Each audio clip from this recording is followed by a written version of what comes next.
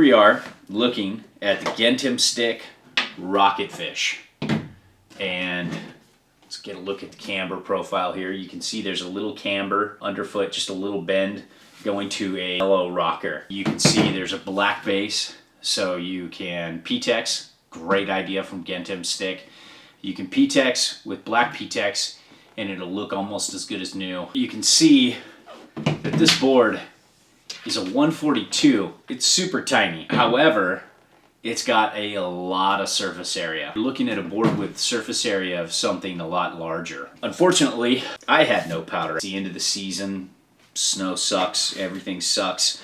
But what's really surprised me with a lot of Gentemstick boards, you know, you can see my little pile here of Gentemsticks I tried, is how well so many of them do on groomers. For example, like, you know, this Big Spoon right here, and the Stingray and the Manta Ray, and so many other boards performed so well on groomers. I was really blown away. And when I got on the Rocketfish, I was surprised at how different it is. It's a very unique ride. Some afterthoughts from after riding during the day and giving you that on snow video, I realized that being so far back with such a small, quick turning board, it took a while to get used to. And a couple things I did is I had a zero stance.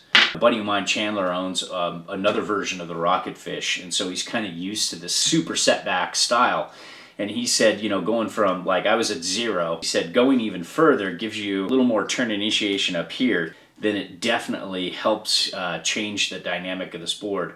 Because I had some pretty responsive bindings on, and I found that the first couple turns, it just, like, I just overpowered the board and flipped it around switch. It likes a softer, more mellow, easy turning binding. The camber has nice pop. It's got a light feel to it. As far as a groomer board goes, really need to figure out how to drive it more off the front foot than the back foot, where, you know, most of these boards can get a little back footy. This feels like you need to be a little more forward, a little more control at the front foot. It's so small and lively and poppy. In uneven conditions, it would buck me around. Compared to some of the other boards in Gentemstick's line, I could hammer through that uneven snow without even blinking. Where this, it started to buck me around and, you know, throw me off my game. There's a learning curve with this, and I'm not even sure I'm there yet because, you know, I've only had a few days on it. All in all, Gentemstick Rocketfish HP is a fun board,